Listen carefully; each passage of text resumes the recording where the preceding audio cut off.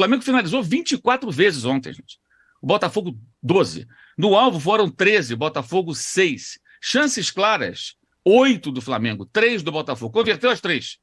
E por que converteu as 3? Por uma série de erros. O gol de cabeça é um absurdo, né? Como também foi um absurdo o gol. Agora, ontem, além da não expulsão do Thiago Maia, houve um pênalti bizarro marcado pela Edna. O que não anula o merecimento do Botafogo. Não acho correto o Flamengo não ficar reclamando de pênalti. Isso é coisa de time pequeno, ficar de chororô. Do senhor Gabriel Barbosa, que fez até um primeiro tempo interessante, mas no segundo tempo os gols que ele perdeu foram absolutamente inaceitáveis.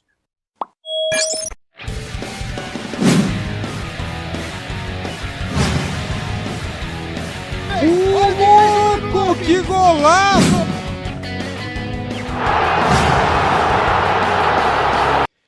Galera, separei para vocês um corte do programa Posse de Bola do canal All Sport, analisando o jogo de Flamengo e Botafogo. Vamos ver o que os comentaristas vão falar sobre este jogo. Se você é flamenguista, se você é mengão, inscreva-se aqui no nosso canal, deixa o like e ative o sininho para não perder nada. Tudo que falam do Mengão eu trago aqui para vocês, tá bom? As imagens são do canal All Sport, link na descrição, programa Posse de Bola.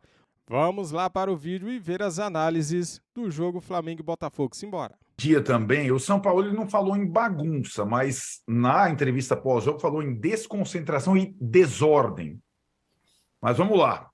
Contra o Botafogo, como o Juca falou, teve uma novidade. O Santos, goleiro, jogando como terceiro zagueiro. Numa zaga que já tinha 3 zagueiros. O Ayrton Lucas, que é destaque do time, foi para o meio de campo, no lugar do Gerson, que sentiu no aquecimento. O time tomou um gol quando estava com um jogador a mais, né? Conseguiu tomar o gol quando estava com um jogador a mais. Nesse início, a gente conhece o São Paulo, mas ele não está exagerando um pouco na assinatura, enquanto o time tenta se, reinventar? O que você achou do jogo do Maraca? Bem, eu acho que se você contrata o São Paulo, você não pode esperar o João Santana. São Paulo é isso. Então, se contrata o São Paulo, assumam que é o São Paulo, né? Contratar o São Paulo e reclamar porque o goleiro joga com os pés, então contrata outro técnico. O goleiro vai jogar com os pés. O Rafael, que está no São Paulo, só saiu do Atlético porque o São Paulo queria um goleiro que fizesse esse papel e o Everson foi contratado. Everson, que do Ceará, ele já tinha levado para o Santos, levou para o Atlético e segue no Atlético até hoje. Como ele não tem outro goleiro com essas características mais acentuadas, ele faz o goleiro jogar com os pés. Não acho que seja por isso que o Flamengo perdeu. Houve, de fato, esse lance, é um risco que você vai correr, né? Se você joga dessa maneira. A ideia me parece clara, mesmo com 3 zagueiros, é colocar o time inteiro no campo de ataque. E para jogar com o time inteiro no campo de ataque, o goleiro não pode jogar dentro da área, ele tem que jogar na intermediária, ele tem que ser um homem de linha, ele tem que fazer cobertura. Não tem jeito. Isso aí acho que é básico até. Agora, eu vejo reclamações dos 3 zagueiros, quando, por exemplo, um dos gols foi um ótimo lançamento, né, do Fabrício Bruno para o gol do Léo Pereira, chapando de primeira. Verdade, o que o Pedro 2 zagueiros envolvidos, né? Exato, 2 zagueiros participaram. Tivesse 2 zagueiros, você acha que os 2 estariam espetados no campo de ataque? Não. Um atacando lá pela ponta esquerda e o outro fazendo um lançamento como se fosse um lateral direito, né? Mas sem chegar no fundo. Ou seja, os 3 zagueiros não era um sistema defensivo, o contrário. É um homem fazendo a proteção à defesa, que é o Davi Luiz, e 2 jogando dentro do campo do adversário e conduzindo a bola para o ataque.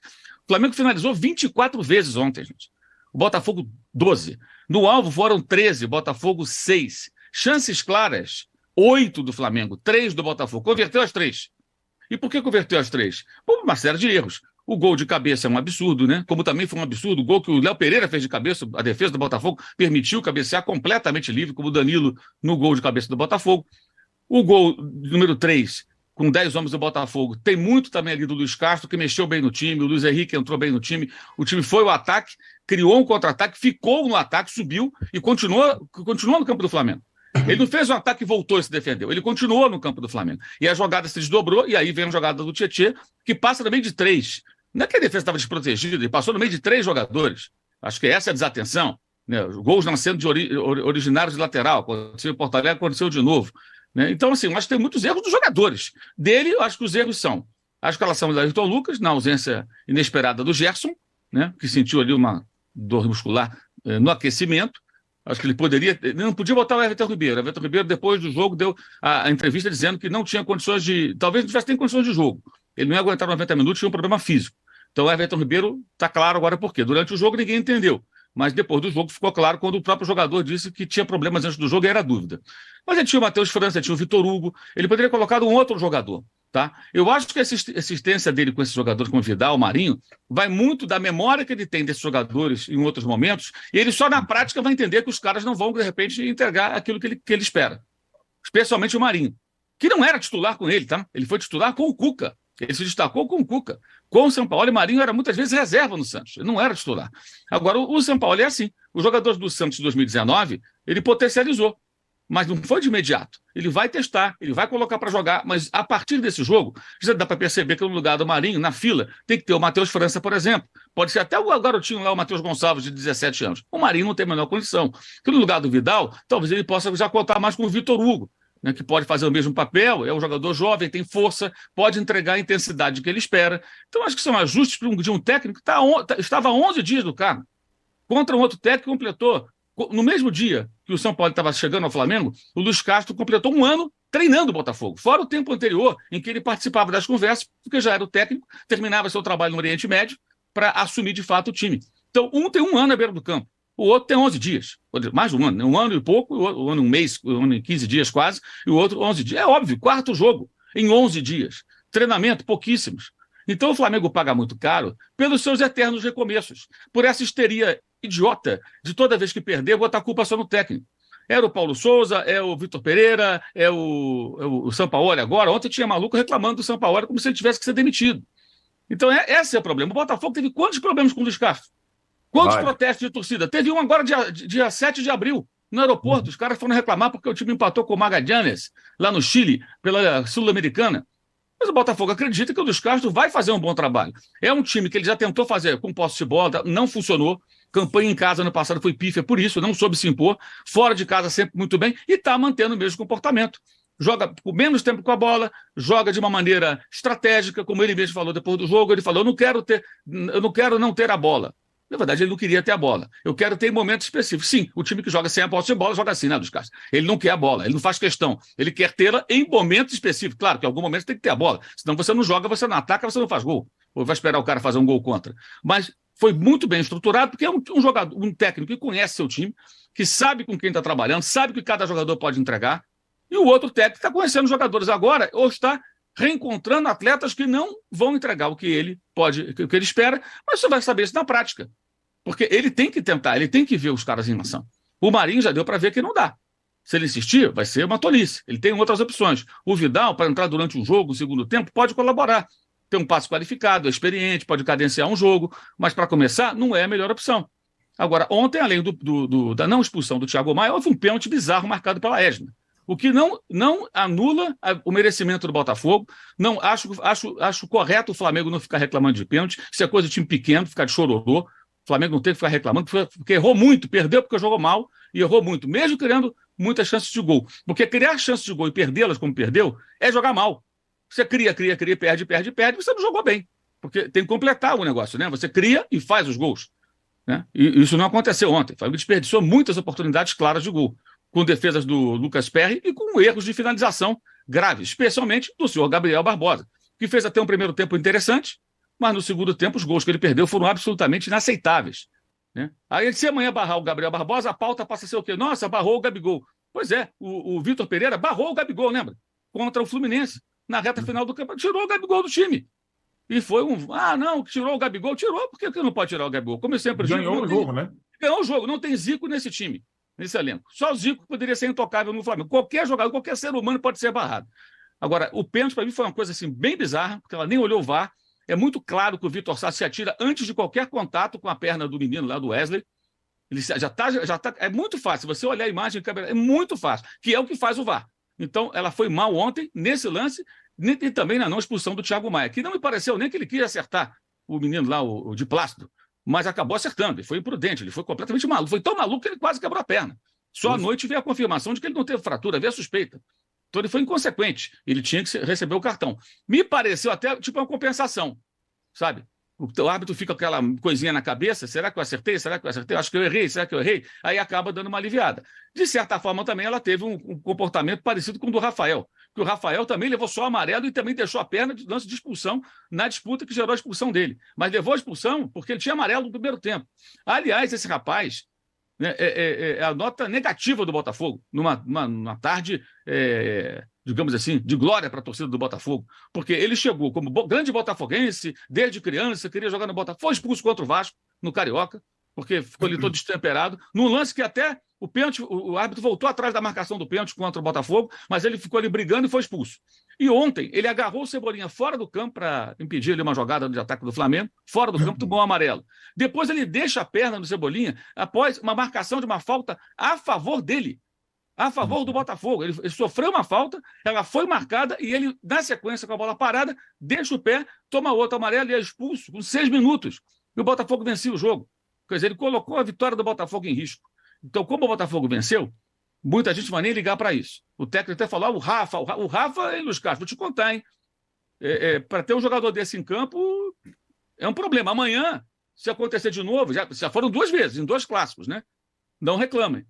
Foi a nota negativa do Botafogo. E o Tiquinho Soares, como a gente já sabia, é um ótimo atacante, foi a melhor contratação que o Botafogo fez. O Botafogo que investiu tanto no Patrick de Paula, cadê ele? Acertou em cheio em alguns atletas, mas esse em especial. Jogador maduro, 32 anos, centroavante que gera jogo, que faz gol, que sabe como trabalhar ali na frente. Ele é o diferencial, digamos, entre os homens de linha, além do goleiro Lucas Perry em boa fase no Botafogo. Agora, gente, terceira rodada, né?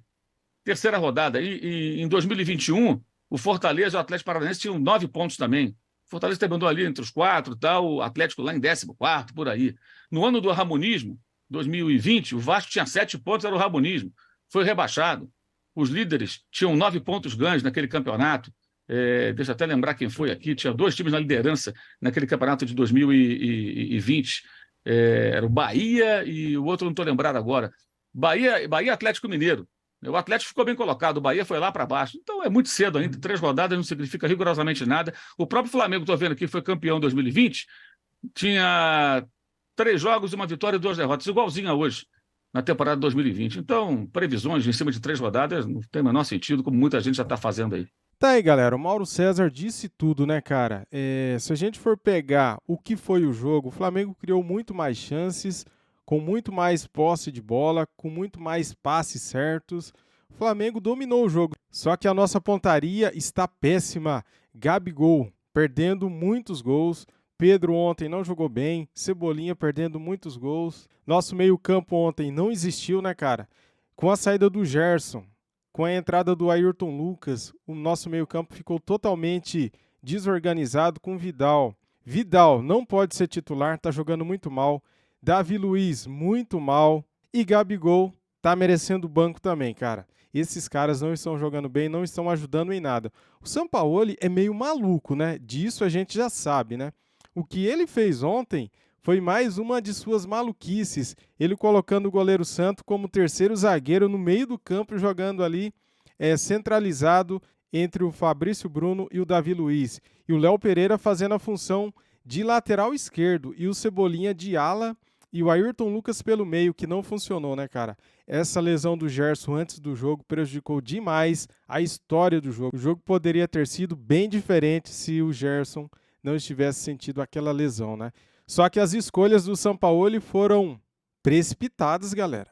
Como que ele coloca o Ayrton Lucas no lugar do Gerson, sendo que ele tinha no banco Everton Ribeiro, que daí ele vê o erro que ele cometeu e no segundo tempo ele já volta com o Everton Ribeiro e saca o Ayrton Lucas, né, que está sendo poupado para não estourar fisicamente, sendo que ele tinha também no banco o Igor Jesus, né, que é um garoto que pode fazer ali a função de volante também. Ele tinha o Matheus França. O Sampaoli está no Flamengo há 15 dias e ele ainda não conhece as características dos jogadores, porque se ele conhecesse, ele não faria o que ele fez ontem. Ele cometeu um erro, viu o erro, no intervalo ele corrige, o Flamengo volta melhor com o Everton Ribeiro.